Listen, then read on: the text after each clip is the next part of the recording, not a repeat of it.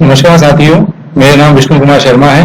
मैं राजकीय महाविद्यालय रेवदर, जिला सिरोही, राजस्थान में सहायक आचार्य हिंदी के पद पर कार्यरत हूँ। मेरे YouTube चैनल पर आपका हार्दिक स्वागत है।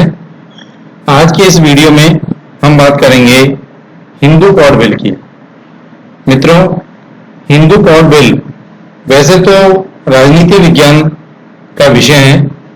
इतिहास के विद्यार्थी भी गाए बगाए इस विषय को पढ़ते हैं, उससे रूबरू होते हैं। समाजशास्त्र के दृष्टिकोण से भी एक महत्वपूर्ण विषय है। साहित्य के विद्यार्थियों के लिए ये एक अनछुआ सा विषय है, एक अनछुआ पहलू है। बहुत ज्यादा इस विषय पर हिंदी साहित्य में बात नहीं की जाती, लेकिन एक बहुत महत्वपूर्ण विषय है और आज के इस वीडियो में हम इस विषय पर बात करेंगे साहित्य के नजरिए से। मेरे सामने पुस्तक है आम औरत जिंदा सवाल। जी हाँ, आम औरत जिंदा सवाल। इसकी लेखिका है सुधा अरोड़ा। सुधा अरोड़ा की ये पुस्तक स्त्री विमर्श की महत्वपूर्ण पुस्तक है और इसी पुस्तक का एक चैप्टर है स्त्रियों के संपत्ति अधिकार कितने व्यवहारिक, मिथ और तथ्य। इस चैप्टर से मैं आज कुछ अंश पाठ करूंगा और इस विषय पर हम प्रकाश डालने का प्रयास करेंगे। तो मैं सुधा अरोड़ा की इस पुस्तक से ये अंश पाठ आपके सामने प्रस्तुत करने जा रहा हूं। पिछले दिनों जैसे ही अखबारों में एक संक्षिप्त सी सूचना छपी कि हिंदू उत्तराधिकार संशोधन विधेयक 2004 पारित हो गया है, तमाम महिला संगठनों की कार्यकर्ताओं में प्रसन्नता की लहर दौड़ गई। एक लंबे अरसे से इस संशोधन की प्रतीक्षा थी। इस संशोधन विधेयक को जानने से पहले हिंदू कोड बिल का कानूनी इतिहास जानना जरूरी है। हिंदू कोड बिल या विभिन्न संप्रदायों के पर्सनल लॉ को संहिताबद्ध करने का प्रस्ताव भारतीय नवजागरण का अभिन्न अंग रहा है। 19वीं शताब्दी में सती प्रथा के खिलाफ आंदोलन खड़ा करने वाले राजा राममोहन राय ने उत्तराधिकार संबंधी हिंदू कानून का विश्लेषण करते हुए संपत्ति पर औरतों के अधिकारों के संबंध में एक विस्तृत आलेख में कहा था, हिंदू विधवाएं पति की चिता के साथ इसलिए भी खुद को जला लेती हैं कि वे अपने ही जैसी विधवाओं की जिंदगी की दुर्दशा को, अपमान और लांछना को देख चुकी होती हैं। जब भी कोई विधवा या बेटी कानून के जरिए अपने भरण पोषण के लिए अपने अधिकार को हासिल करना चाहती है, उसी समय विद्वान ब्राह्मण अदालतों में हो या सरकारी नौकरियों में दो भागों में बढ़ जाते हैं। एक हिस्सा औरतों के पक्ष में खड़ा हो जाता है, दूसरा उनके विरुद्ध। आमतौर पर स्थितियां ऐसी बन जाती हैं कि इस देश की महिलाएं अपने अधिकारों के लिए किसी कानूनी लड़ाई को न लड़ने में ही अपनी बेहतरी समझती हैं। हिंदू कानून को संहिताबद्ध करने की दिशा में 1937 में Hindu women's right to property act, जिसे देशमुख एक्ट भी कहा जाता है, पारित किया गया।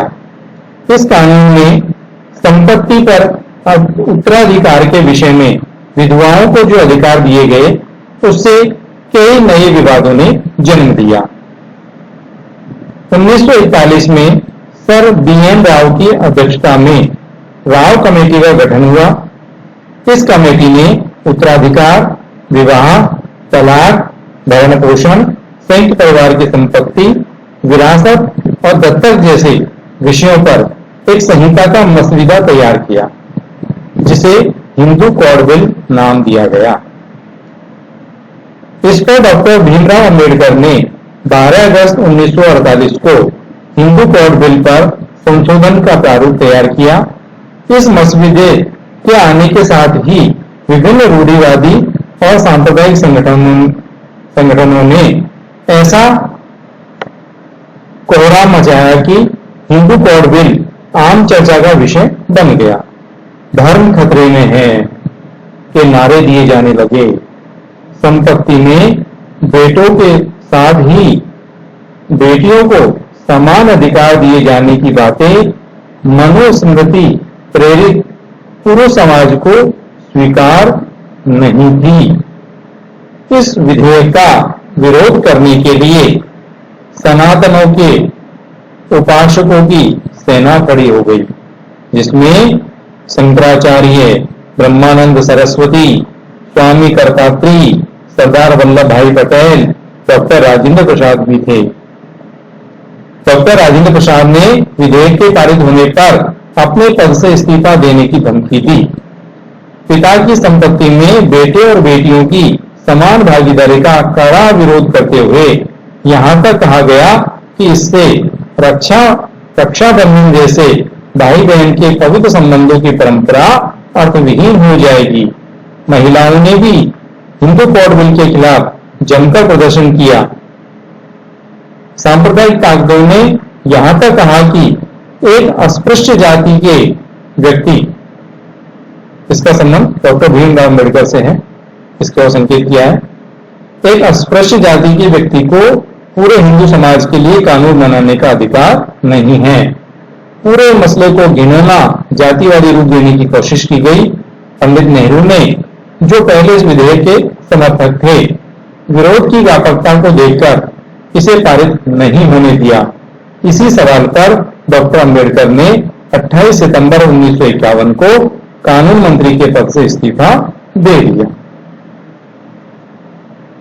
तो ये अंश पाठ मैंने किया सुधा अरोड़ा जी की पुस्तक आम औरत जिंदा सवाल, जिसमें एक प्रकरण उन्होंने लिया है स्त्रियों के संपत्ति अधिकार कितने व्यवहारिक, मिथ और तथ्य, जिसमें हिंदू कोड बिल की ऐतिहासिक पृष्ठभूमि के ऊपर उन्होंने लिखा है। मित्रों, जैसा कि सुधा अरोड़ा अपने इस पुस्तक में बताती हैं कि किस तरह से बीएन राव द्वारा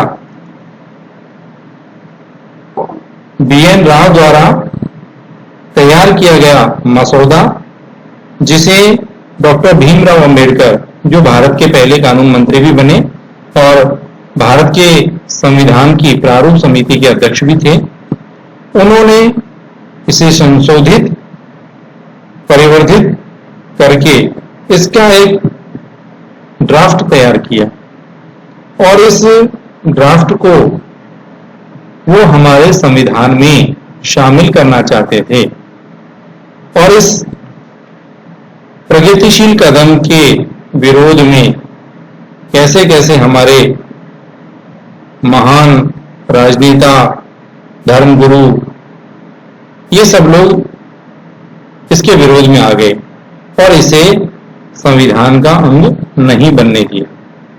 आगे चलकर धीरे धीरे छोटे छोटे टुकड़ों में इस हिंदू कोड बिल को भारत के संविधान में जगह दी गई और अभी 2004 में इसमें कुछ संशोधन किए गए और इन संशोधनों के फलस्वरूप महिलाओं को, हिंदू महिलाओं को अपनी पैतृक संपत्ति में हिस्सेदारी दी गई।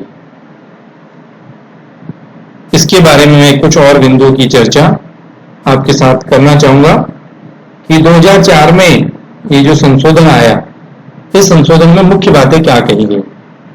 तो इसकी मुख्य बातें हैं कि अब बेटियों को संयुक्त परिवार की संपत्ति में जन्म लेने के कारण अपना हिस्सा मिल सकेगा, उतना ही हिस्सा जितना उसके भाई को मिलता है, और अपने इस हिस्से को वो कभी भी बेच सकती हैं।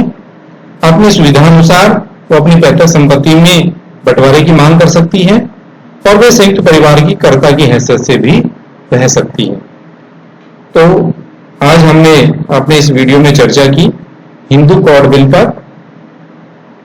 मेरा ये स्पष्ट रूप से मानना है कि समाज में, विशेष रूप से हम हिंदू समाज की बात करें, तो हमारी बहुत सारी जो परंपराएं हैं वो इस तरह से डिजाइन की गई हैं कि महिलाएं व्यक्तिगत संपत्ति में अपना हिस्सा स्वतः ही छोड़ दें। पर आपने अपने आसपास ऐसे बहुत सारे उदाहरण देखे होंगे व्यवहारिक रूप में कि जहां कहीं भी बेटियों ने या बहनों ने अपनी पैतृक संपत्ति में अपने हिस्से की मांग जब की तो उसके भाइयों ने ये कहकर कि यदि तुम पिता की संपत्ति में अपना हिस्सा लेती हो तो आज के बाद तुम्हारा और हमारा कोई संबंध नहीं है। आज से इस घर के दरवाजे तुम्हारे लिए बंद हो चुके हैं। तो हमारी जो बहन और बेटियां हैं वो एक ऐसे कंडीशनिंग भरे माहौल में उनको तैयार किया गया है कि वो कभी भी ऐसा नहीं चाहती। ये एक छोटा सा पितृसत्ता का तीर जब उनके ऊपर छोड़ा जाता है तो वो इससे आहत होकर तुरंत कुर्बानी देने के लिए तैयार हो जाती है और अपना हिस्सा मांगने से इनकार कर देती है या वो हिस्सा जो अपने भाइयों को लौटा देती है। तो मूल जड़ जहां तक मैं इसे समझ पा रहा हूं कि यदि कानून तो बन चुका है, संविधान में है, कानून तो बहुत सारे हैं, लेकिन उन कानूनों की अभी तक सामाजिक स्वीकृति नहीं हो पाई। तो पिछले दिनों मैंने जो कुछ भी अध्ययन किया इस विषय पर उससे मैं इस निष्कर्ष पर पहुंचा हूं कि दहेज जैसी विकराल समस्या का समाधान इस हिंदू उत्तराधिकार अधिनियम में है। यदि सामाजिक रूप से इसकी स्वीकृति हो, एक परंपरा समाज में चल पड़े कि हर पिता हर भाई अपनी संपत्ति में बहन को बेटी को उसका बराबर हिस्सा देने लगे तो दहेज की जो समस्या है वह स्वतः ही समाप्त हो जाए। अभी इस विषय पर आगे और चर्चा करेंगे। तब तक के लिए शुभ रात्रि। फिर एक नई वीडियो के साथ आपसे मुलाकात होगी। यदि आपको ये वीडियो पसंद आया है तो इसे लाइक करें, शेयर करें और मेरे चैनल को सब्सक्राइब करें। धन्यवाद।